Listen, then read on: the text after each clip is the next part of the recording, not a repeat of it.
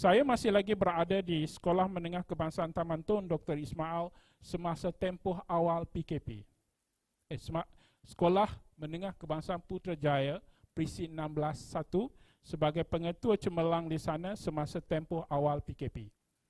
Dan apabila cuti pertengahan penggal berakhir pada 21 hari bulan Mac, saya telah memanggil perjumpaan dalam talian bersama semua guru saya, dan itulah kali pertama kita berhubung secara dalam talian menggunakan aplikasi Zoom pada ketika itu.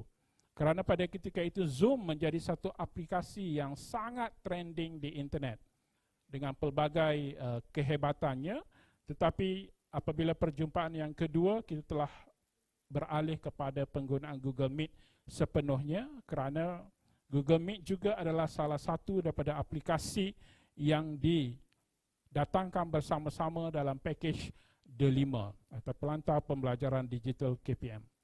Jadi pada permulaannya apa yang kita nak buat ialah kita ingin memberikan kesedaran kepada guru-guru kita, khususnya guru-guru saya pada ketika itu, bahawa mereka perlu terus mengajar murid-murid walaupun tanpa kehadiran murid.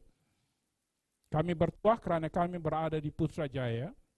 Akses kepada internet bukanlah satu masalah besar, walaupun sebahagiannya tidak mempunyai device yang secukupnya di rumah, tetapi ia lebih baik berbanding dengan kawasan-kawasan lain.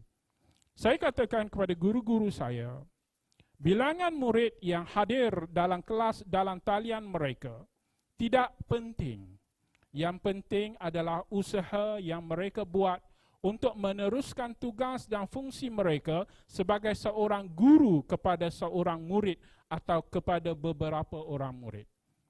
Jadi apa yang saya buat ialah saya kendalikan pelbagai latih guna untuk membolehkan guru-guru memahami dan menggunakan aplikasi khususnya Google Meet, Jamboard, Whiteboard V, Google Classroom memang kita dah sedia guna sebab kita telah menggunakan sejak sekian lama.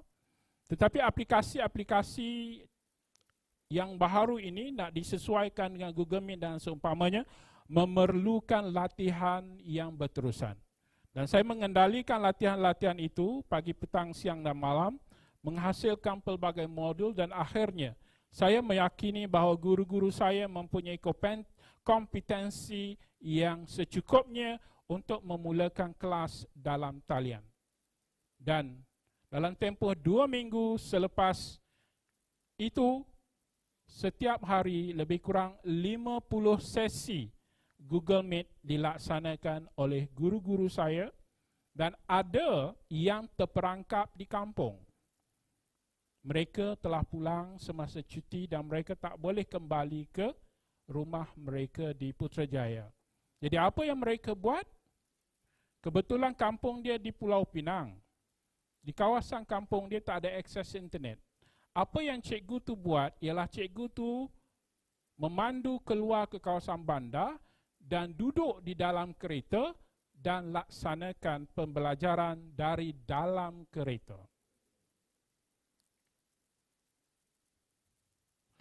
Saya rasa Cikgu T pun sentiasa mengikuti Facebook Sekolah Menengah Kebangsaan Taman Tun Dr. Ismail, dan dia Taman Tun Dr. Ismail lagi.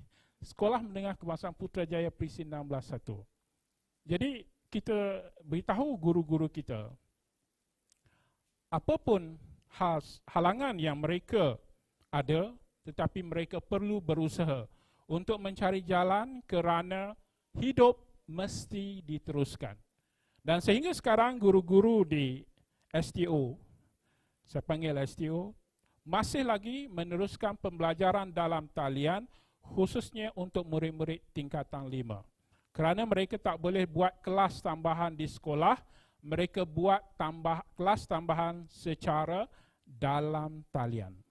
Dan saya kira kunci utama kepada semua ini adalah ilmu dan pengetahuan yang ada dalam diri seseorang guru itu. Apabila mereka mempunyai ilmu pengetahuan yang secukupnya, mereka akan melaksanakan dengan sebaik mungkin.